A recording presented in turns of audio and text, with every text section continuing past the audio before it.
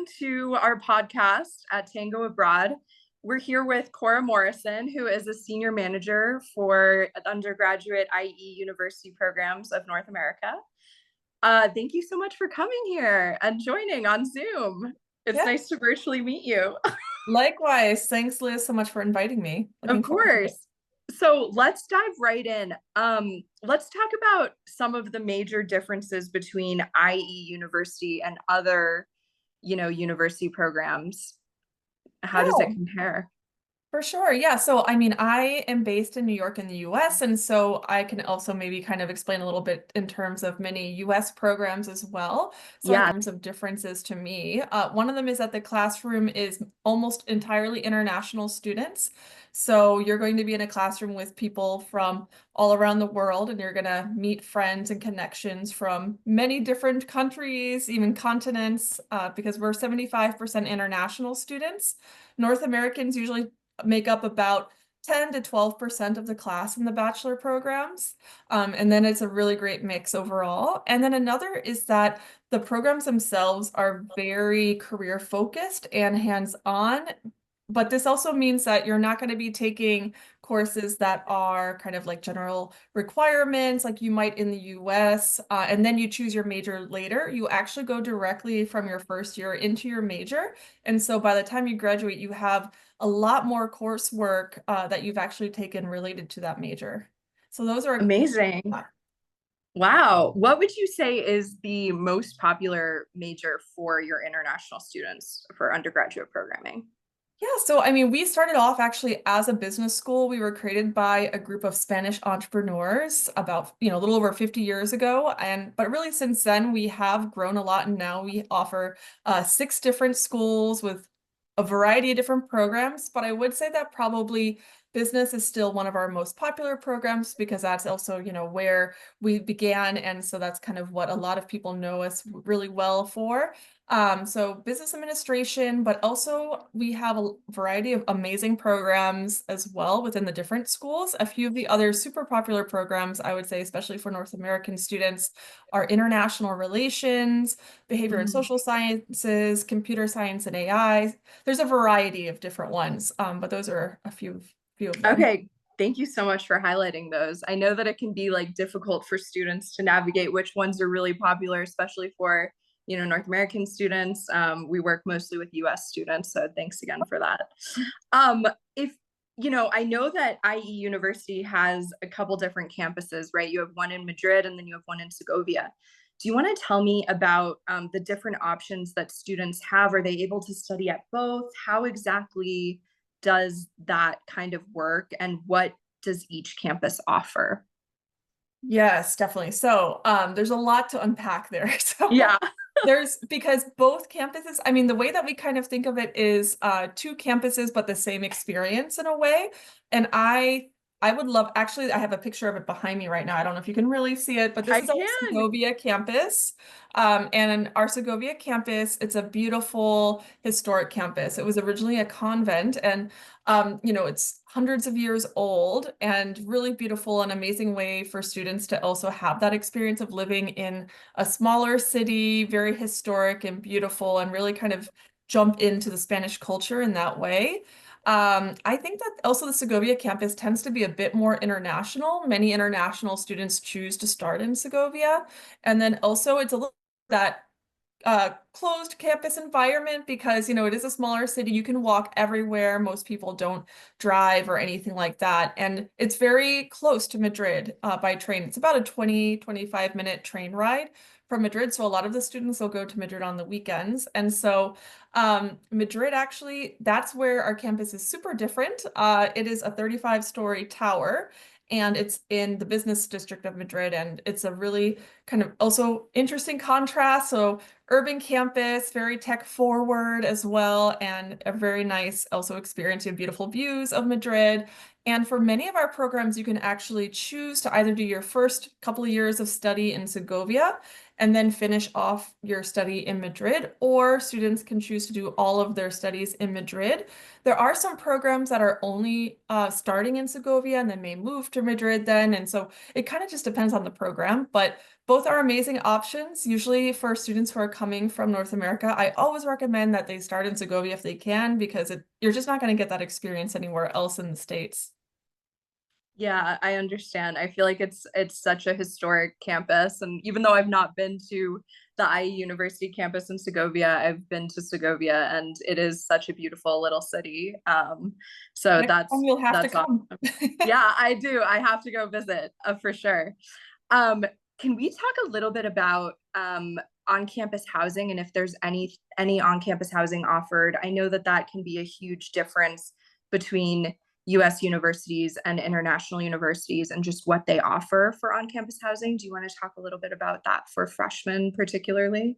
Definitely. So, in Spain, typically there isn't usually on-campus housing. The student residences that are there are privately owned, and then universities will kind of vet them and have agreements with them and things like that. In Segovia, we do have some student residences that are owned by IE, so that is one difference. And in Madrid, also, there's a wide range of different student residences, as I was mentioning, that you can choose from.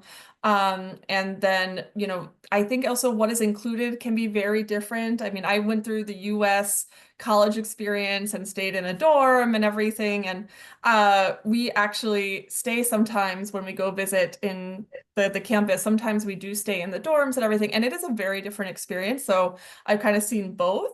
But I think that also what kind of sets a lot of the residences apart is like the room is cleaned for you once a week. Um, Wow. most of them are, yes. At least, changing sheets, cleaning floor, like Wow. kind of yes, I know. Where There's was that when we were in university? in Madrid, there's even a residence with a pool. Yes. So, and many of them are single occupancy.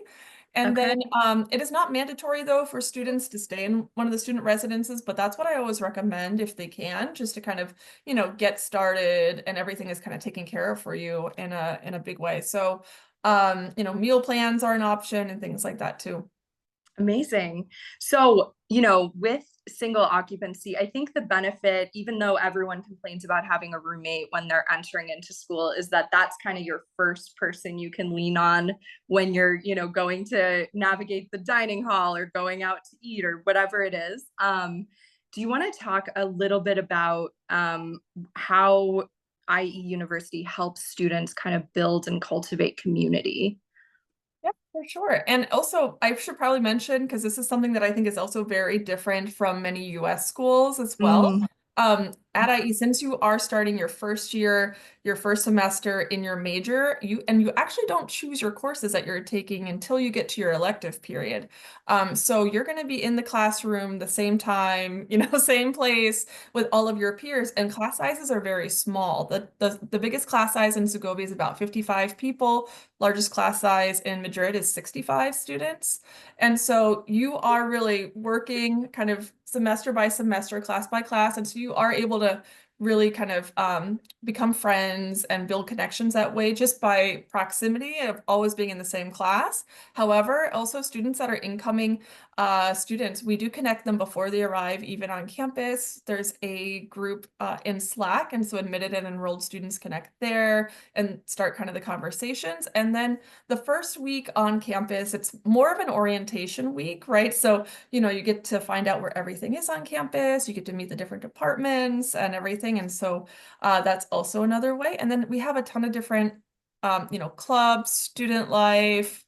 Another thing, just really quickly to mention, I would say too, is that we do have a mentoring program. So that's where incoming students are partnered with maybe like third or fourth year students that want to be mentors. And so that's also a great way if you are a little bit, wanting to meet other people and kind of get the lay of the land, you can also join the mentoring program. That's an amazing thing to highlight. I've actually not heard of that. And I love mentoring programs because I think it gives you the opportunity to like meet upperclassmen in a less intimidating environment, perhaps. So Yes. that's awesome. Um, okay, I know that through talking with you, that you've lived in Spain actually. And so I'm curious about what you think some of the major cultural adjustments would be for American students in particular moving to Spain. What do you think that would be?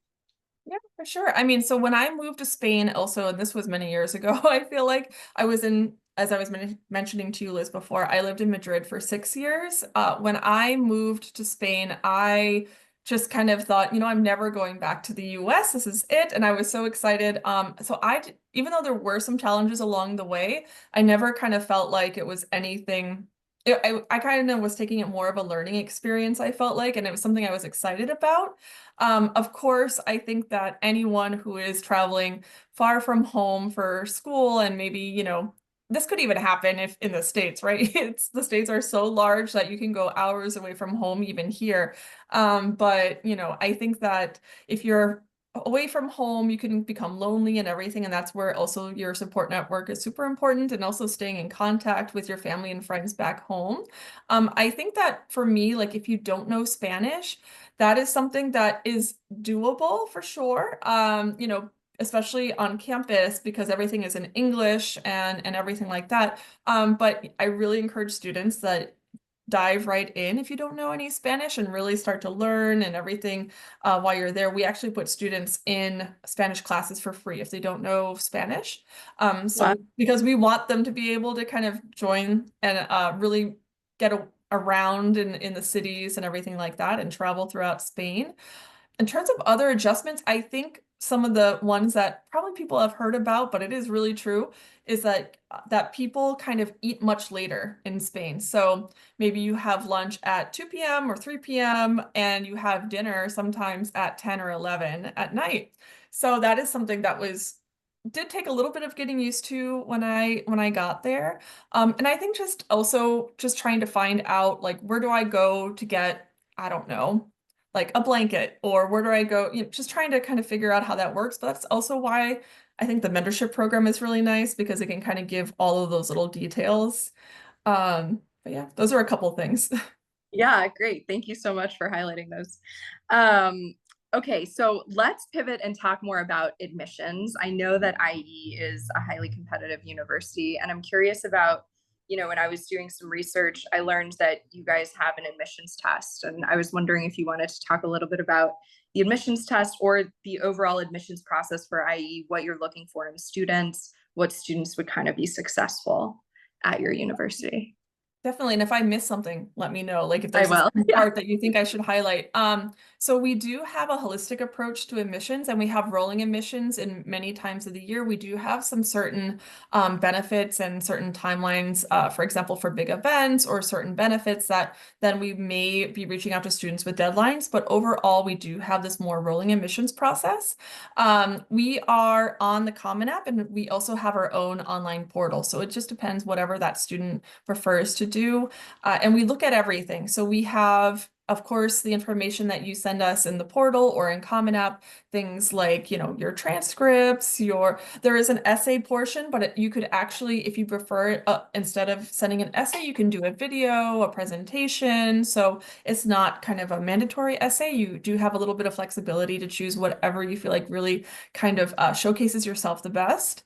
And then, yes, we need like a letter of recommendation. And we do need some sort of a test as well. So it could be an SAT, an ACT, or also we have our own admissions test, as you mentioned, Liz. So if a student would like to take our own admissions test, I think that that's a great option because it doesn't require any previous preparation and you don't need to pay for it. So it takes about an hour and a half, usually to 2 hours on your laptop, and you can do it completely from your own home if you want. If you prefer to have it proctored with someone from the admissions team, we can also do that. But the test is actually set up in a way that you can do it from your home. And then we also in the test you'll see that it has some different sections. Usually, there's a logic and deductive reasoning portion, quantitative, language, etc. So and then each test is different. So if you're applying for the Bachelor in Design, you're going to have a different test from someone who's applying for international relations, for example. And it's adaptive, so it does get more difficult if you're answering well. And if you kind of are missing a few questions, it will change as well. And you do not receive the results of the test, actually. It goes directly into your file, and that way the admissions committee sees it. But you don't receive anything after you take the test. So I also feel like for some students who are very nervous about the whole test taking process, they find it to be quite, a good way to go. So I'm a graduate of our MBA program. And when I took the admissions test, I thought it was very interesting. I actually kind of enjoyed it, but it is a little bit stressful. But I think that overall, you just try your best. We also on our website, there's a lot of different information about some like practice exams, kind of, or at least like practice questions, so that you can see what type of questions to expect and more information on it. And then for some of our programs, in the science and technologies, we do have a specific test also for those that is a little bit more, I would say, quantitative focused. Okay, great. And what exactly is the point of the admissions test, just so that we can notify our students? Because I think it's difficult to have like a lot of tests during this process. It can be very overwhelming. And so I always like to give students the reasoning behind why some universities are looking into this type of stuff. Yeah, of course. And again, it's not a make or break it with the test because, of Mhm. course, we are looking at the entire profile. But we do find, since we are also admitting students from all over the world, and some of them do not have access to SATs, ACTs, etc., that we do want to at least kind of see the level that a student is at in terms of verbal, quantitative levels and everything as well, since also we know schools and everything can really vary a lot around the world. And so we kind of use either the SAT, ACT, or our admissions test to really kind of make sure the level, at least try to gauge as much as possible, right? I know, of course, that the test is not everything, but at least so that we have that as a data point too. It also measures some other areas that are not maybe as apparent, such as creativity and different areas too. So it's not all just, quantitative and verbal. Okay, amazing. And I also read that you offer a personality assessment and interviews. And is that something that, students they're notified, hey, we would like to proceed with an interview, kind of similar to Oxford and Cambridge, for instance? Or, do you want to talk a little bit about the interviews? Sure. So, essentially, once a student has completed the kind of beginning part of that admissions process, their application is going to be reviewed by the admissions committee in a preliminary review. And if the committee believes that the student just could be a good fit for IE and for the program, they're going to be invited to a personal interview. Usually they last about 30 minutes, and it's a way for us to get to know the student better and also for the student to ask us any questions, get to know IE, the program better as well. And so we really want to kind of dig into the students' motivations, what their interests are. We have students that are, also amazing. I mean, so many times when I'm talking to students in interviews, I'm really amazed by how bright and active they are. So, I think that that's also just a way for us to kind of gauge the student and how they would fit in the class. But I really recommend that you bring questions also because, that's one of the best ways for you to get to know also all of those kind of smaller details once you've gone through the rest of the process. Yeah, I agree with the bringing questions for sure. For any interview, always bring Yes. questions. Okay, so I want to go back quickly. I know we're kind of wrapping up here, but I want to go back quickly to the rolling admissions element. Mhm. I know a lot of Spanish universities happen to be rolling admissions, and I'm curious about, how soon students should accept, their offer and what that kind of timeline looks like so that students can know, like, if they should be applying earlier, or if they should wait until they get some of their, other university results in, or what that is looking like for IE University. That's a really great question, Liz, because I mean, I always recommend to students that they try to kind of use more or less the US timing in terms of application. So our application for next year, is already open. So students are able, if they want to get started on it, but typically we see that students get those applications in the fall. And then the reason why I also recommend that students kind of go through that process, even if it's a little bit after their other US applications, that they don't wait too long, just because also we open waiting lists, especially in certain programs. So we can sometimes open waiting lists for the programs in March. And so we know that, we want to make sure that also the student has that opportunity if they're interested to join. Sure. Okay. Amazing. Well, I think that's all the time that we really have right now. Thank you. I want to thank you so much. I know that this was a really great conversation, and I know that a lot of families are going to get a lot out of this. So thank you so much for joining us, and we'll be in touch with any other questions that we might have. Thank you so much, Liz. And also, thanks for anyone who maybe is listening to this in the future. And I also just wanted to quickly mention that we do have 4 offices in North America. So if anyone is here and would like to also reach out, join our events, get to know us, or ask our questions, we travel often throughout the US and Canada, and we're here to support. The offices are in New York, Miami, LA, and Toronto. Wow, amazing. Okay. So you guys have your bases covered. That's awesome.